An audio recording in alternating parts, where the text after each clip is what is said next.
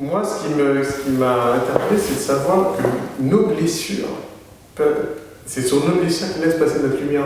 Il y a quelque chose que j'ai du mal à comprendre. Alors que pour moi, les blessures, c'est quand même quelque chose qui nous ont marqués, qui nous freine dans notre vie potentiellement. Voilà, et ça m'a... Je suis pas sûr que d'être d'accord avec ce que tu as écrit. Ok. Là, je vais me permettre de te le dire. C'est très bien. Alors, il y a plusieurs choses, en fait. Il y a une image qui me vient et après ça me va bien de développer ce que tu dis là. La première image qui me vient, c'est le chevalier. Il y avait un très beau livre sur le sujet il y a quelques années, Le chevalier à l'armure rouillée. Moi j'imagine un chevalier très fort avec son armure et alors là pour le coup qui laisse pas du tout passer la lumière. Il laisse passer juste quelques informations. Je suis très fort, je vais y arriver, je vais tout casser, etc., etc. Quel lien tu as avec un personnage comme ça? Quel lien tu as avec cette perfection? Cette perfection. C'est-à-dire cet être qui finalement est d'un bloc, qui ne se laisse pas découvrir. On ne peut pas vraiment rentrer en empathie avec une sorte d'image comme ça, forte, l'image de la force. Je le vois aussi au niveau managérial, hein. Les managers qui marquent le plus les collaborateurs, c'est pas ceux qui racontent qu'ils sont des champions du monde. C'est ceux qui sont aussi touchés à certains moments, c'est ceux qui trébuchent et qui arrivent à se relever ou qui ont des difficultés. Pourquoi? Parce qu'ils montrent leur humanité.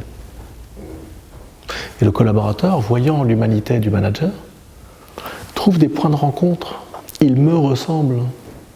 C'est pas une image à distance, c'est un autre comme moi. Ça, c'est ma première réponse pour toi. La deuxième, c'est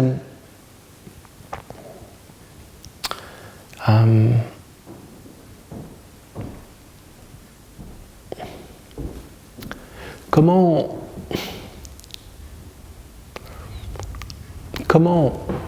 toucher vraiment ce que c'est que le lien et l'amour si on n'a pas été blessé du lien et de l'amour.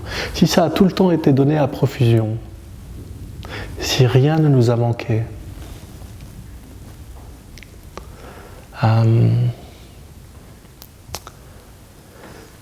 comment découvre-t-on notre puissance? Et quelquefois, comment est-ce qu'on fait tout un chemin dans notre vie, sinon parce qu'il nous a manqué quelque chose? C'est ces failles-là qui nous mettent en chemin. C'est parce qu'on est imparfait, parfaitement imparfait. On est incroyablement imparfait, manquant. Il y a du manque à être. Nous sommes par définition des êtres qui manquons de quelque chose. Heureusement, on essaye d'aller les combler. On a parlé dans le dernier reportage du rapport de la mère et de l'enfant.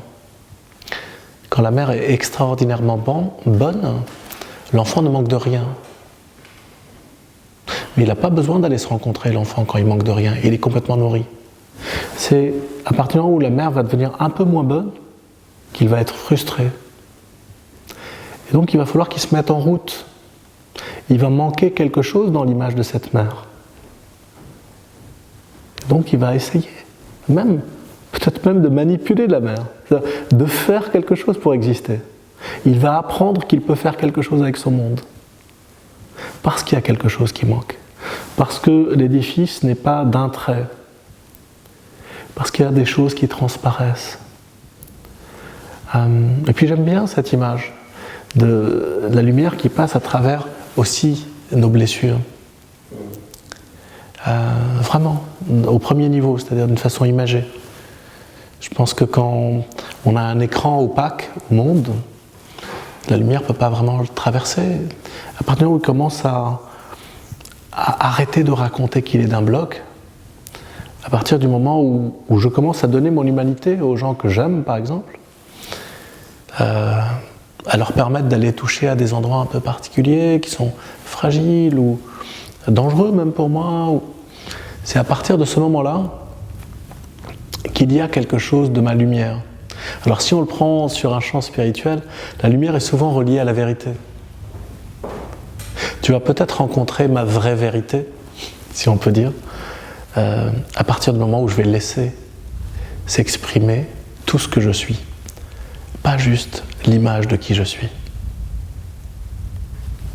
Oui, oui. Pour moi, donc, du coup, oui, effectivement, ça me parle beaucoup plus de l'ordre de l'acceptation et de la transformation de cette question. Acceptation et d'une certaine façon la mise à disposition pour l'autre. Ouais.